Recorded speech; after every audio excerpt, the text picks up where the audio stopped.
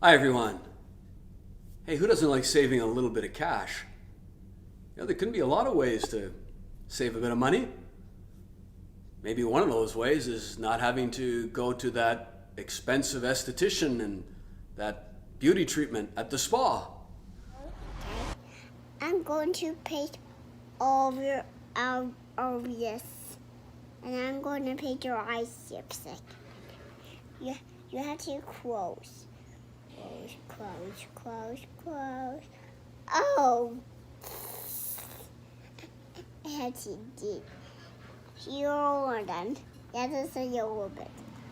How did that? You know that it's written that a happy heart makes the face cheerful. There is a special thing that happens in our face even when we have a happy heart. Living happy is a state of being. There are things that can happen in our lives that make us unhappy temporarily, but basically we can live happy and have a good humor as a general aspect of who we are. For some people, they live unhappy and temporarily something can bring happiness to them, but on a general level, they're not living happy. And, the Apostle Paul said, I have learned to be happy in whatever state that I am in. And so we can learn to be happy. Let's learn how to live those positive emotions that will contribute to living happy. Now, we've looked at how receiving revelation can contribute to our happiness, how trusting can contribute to our happiness. And today's subject is found in that phrase that the Apostle Paul gives us, remembering the words of the Lord Jesus himself, who said, there's more happiness in giving than in receiving. So we can be happy when we are generous. Generous with our resources. In the context, the Apostle Paul was speaking to Christian believers in the city of Ephesus. And he said to them, I worked hard for 2 years among you. And because of how he worked hard, he explains to them, he was able to give around him, to make people happy around him, to be a blessing to others.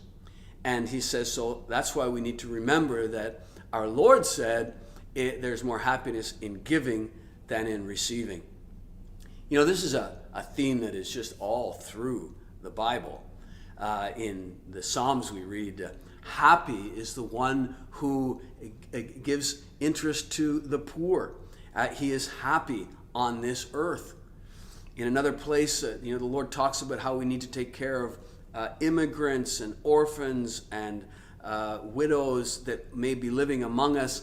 In another place in Deuteronomy, it talks about if one of our countrymen fall into poverty in the place where we are living, that we should open up our hands to him and lend generously. And for that, the Lord will bless us and bless everything that we will do. You know why? Because it's in the nature of God to be generous. It's in the nature of God to give. And so when we give, we're being like God. It's part of our new nature in the Lord to give because he gives. And it's part of not only who we are, but what God has called us to. And he has called us, as we've seen in previous sessions, he's called us to live happy. And part of that is living through generosity. A pretty smart person said one day, only a life lived for others is a life worthwhile. That was Einstein. And when we're generous and we give of our resources, Oftentimes we don't even see the impact of it when we give, and it's only many years later that it can really be understood what has happened. One of the stories that I love is a story about a little girl named Hattie Wyatt in the city of Philadelphia. We're talking 1882. And this little girl was not able to register for the Sunday school in her city. Now, Sunday schools back then were quite different than today. Many children who were not from families that had the means did not have access to education. And so churches set up schools that were called Sunday schools on Sunday afternoon, and a curriculum was taught to poorer children who were then able to receive an adequate education.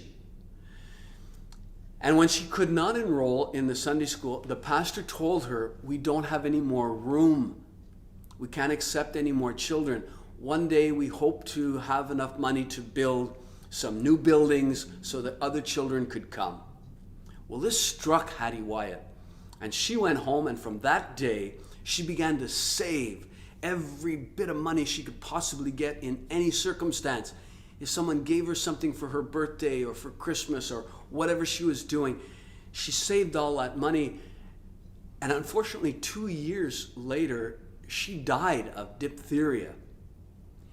When her mother told the pastor of that church what she had done, because her mother had found a little purse with 57 pennies in the purse, and a piece of paper folded up where Hattie had written, "This is for the church to build a bigger Sunday school so that all the children can go."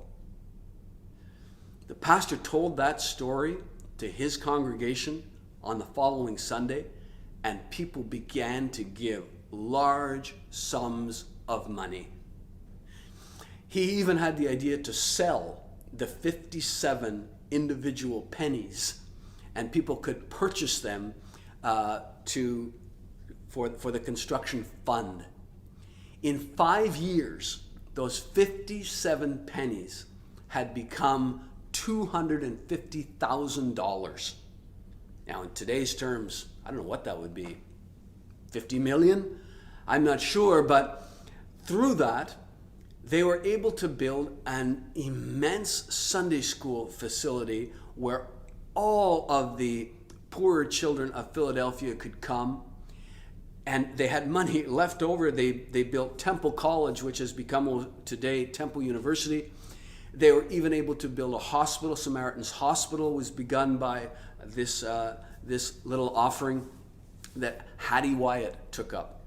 When we're generous with our resources because we're looking at how others can benefit, there is a tremendous impact that goes well beyond what we can possibly see.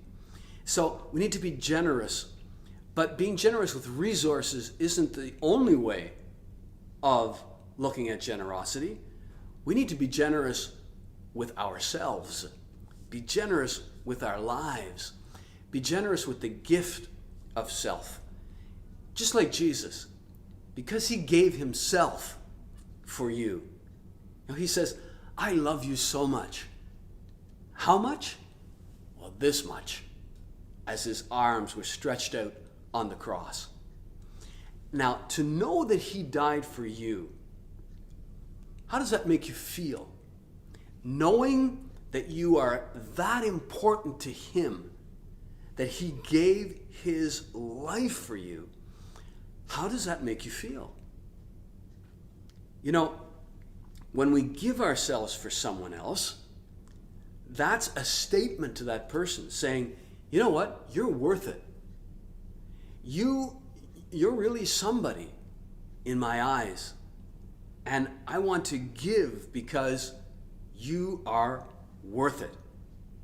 And when we give of ourselves for someone, that is generosity. Not only of our resources, but our time. That's what I mean by the gift of self. And this gift of self will bring happiness around us. You remember the story perhaps in the Acts of the Apostles, this lady by the name of Dorcas, who the Bible tells us did so much good all around her. When she died, the widows of the town welcomed Peter, and they were crying as they showed all of the dresses and the other clothes that Dorcas had made for them, these poor widows in the town. The Apostle Paul, in his letter to Timothy, says that Timothy needs to recommend to people who are rich in this present world not to be prideful and not to put their faith or their hope in the riches of this world, but to put their faith and their hope in God, and that God will allow them to enjoy their prosperity. But also, he says, recommend to them to do good and to be rich in good works, to have a liberal heart. So, it's a little bit crazy to put our faith and our hope in riches that can disappear so quickly, that it's not a good foundation for our lives. And when we put our trust and our hope in riches, it's like we're saying to God, I don't know if I can put my trust and my hope in you. I'm not sure if you're going to be able to take care of me, but my riches, that's where I'm putting my faith and my hope. That's getting things backwards.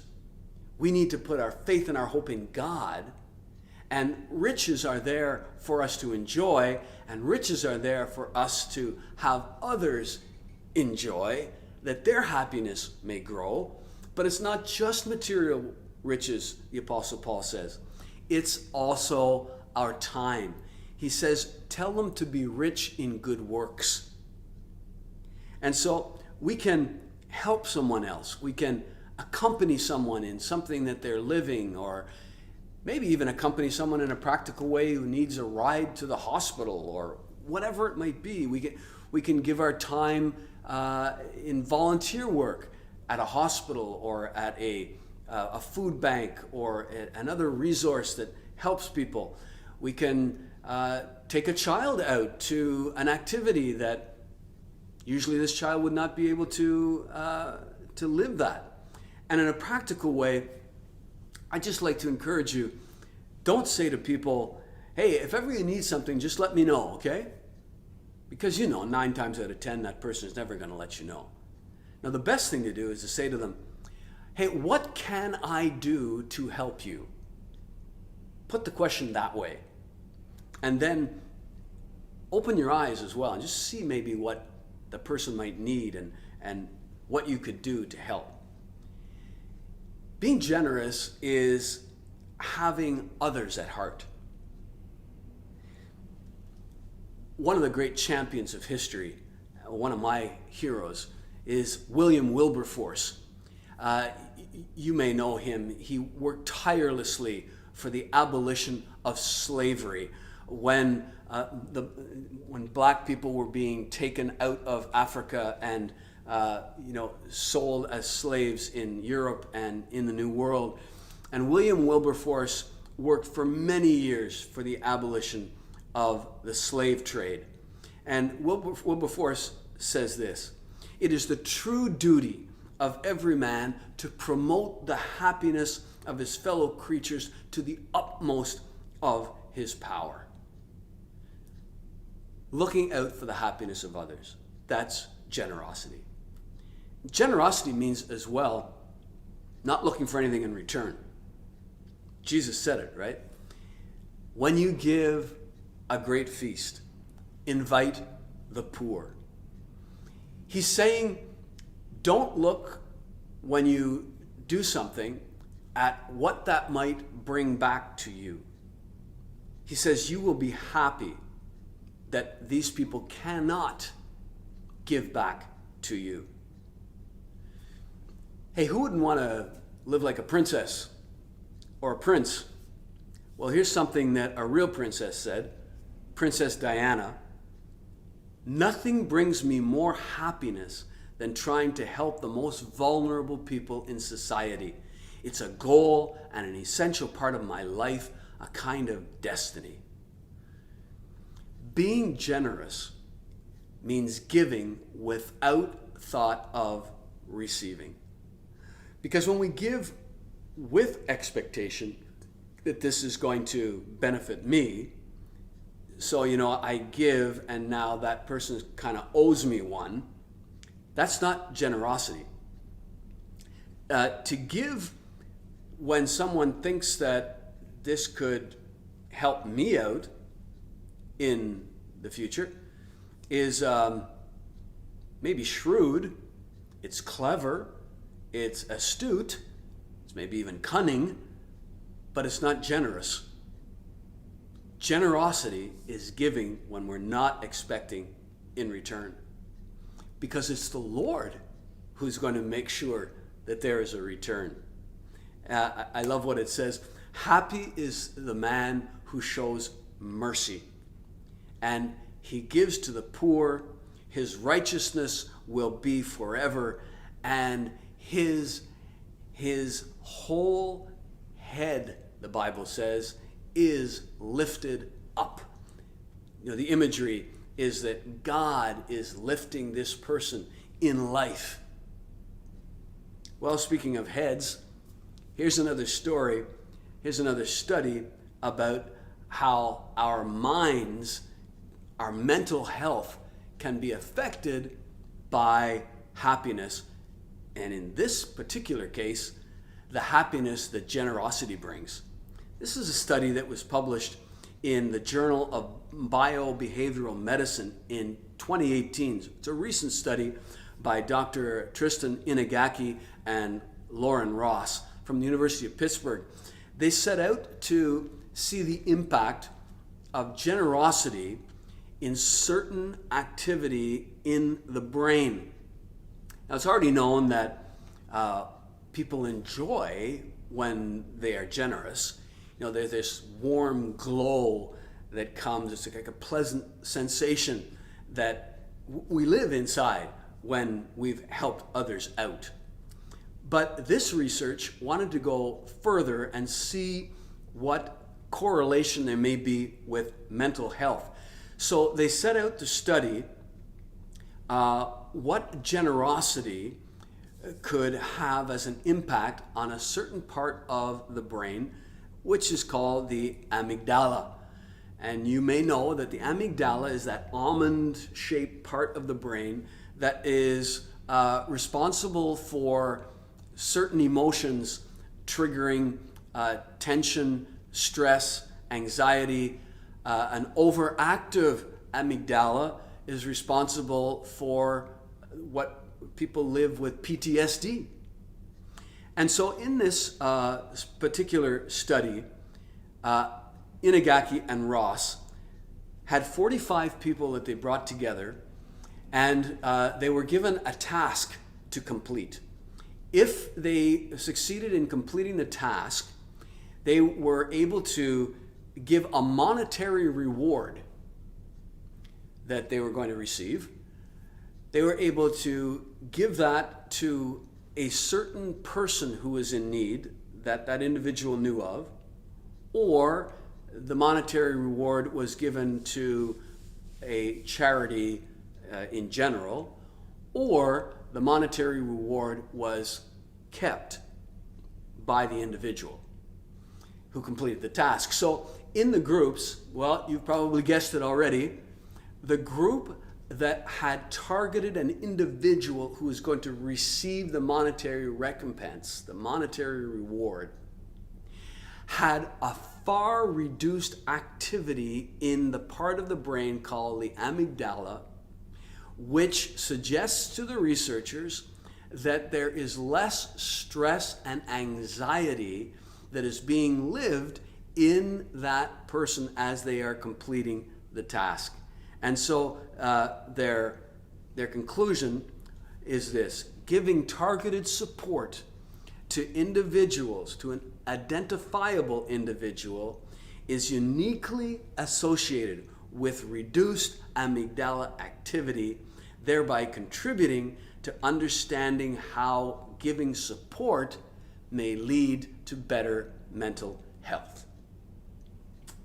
The Apostle Paul said it. We must remember the words of the Lord. There is more happiness in giving than in receiving. And we may be a long way from Christmas, but you remember the Christmas story, the Grinch, how the Grinch stole Christmas, that evil, hairy, green guy who lived up in the top of the mountain, and he hated happiness, and he hated all those little people in Whoville that lived always happy, and his worst time of year was Christmas, because at the Christmas season it seemed they were even more happy with their singing and their decorations and their gifts. And he figured that, though the spirit of Christmas and the spirit of happiness must live in those gifts and decorations, so he decides he's going to spoil their Christmas. You know the story. He goes in on Christmas Eve and steals all the presents and the decorations and brings them up into his mountain lair, and he's going to destroy all of those gifts and decorations. After his success, he's surprised on Christmas morning when he wakes up and he can hear this cheerful singing going on in the village at the foot of the mountain, and he can't understand it. And with the help of Cindy Lou Who, if you know the story, he finally comes to an epiphany and a revelation of what happiness is, and he has a change of heart, and this weird creature whose heart was 2 sizes too small gives all the little treasures back to the children and people of Whoville and puts the decorations back up, and it was said that on that day his heart grew 3 sizes. It reminds me of a song that King David would sing. Now I'm able to run in your ways, Lord, because you have enlarged my heart. Now, if in your kind of personality you're not generous usually, well, I want to recommend to you, work on that. Make an effort. Be intentional. Think about how you could be more generous. Someone you could help. And don't be lazy about it. Be serious about your happiness. Be serious about, I do want to know what it is to live happy. Practice, practice, practice. Practice being generous. Practice thinking about how I can help someone else. And your heart will grow a few sizes. I guarantee you. So here's 2 things that I want to ask you to do this week. First of all, go to the Lord and say, Lord, I want to ask you forgiveness for being stingy. Stingy with my resources, stingy with my time. And ask forgiveness and renounce the whole idea of being afraid of lacking in the future. Do you know that's something that stops us from being generous? Is when we are afraid that we are going to lack. No, God is going to be there for you. So you need to say, Lord, forgive me for this thought that has been there that you aren't good enough for me. You're not going to provide for me, that I need to trust in my own resources. No, God is going to be there. He is your constant help and strength. So you are going to be free to give. So first of all, ask God to forgive you for any stinginess and renounce all of this fear of lacking. And next, think of someone to whom you could be generous this week. Think of someone and something you could do. What could you do to be generous with your time towards someone? What could you do to be generous with your resources towards someone? And then go out and do it. And I bless you to live a new level of generosity, which I guarantee you will bring a new level of happiness in your life. Practice generosity and you will live happier. So may God bless you with this, and we'll see you next week.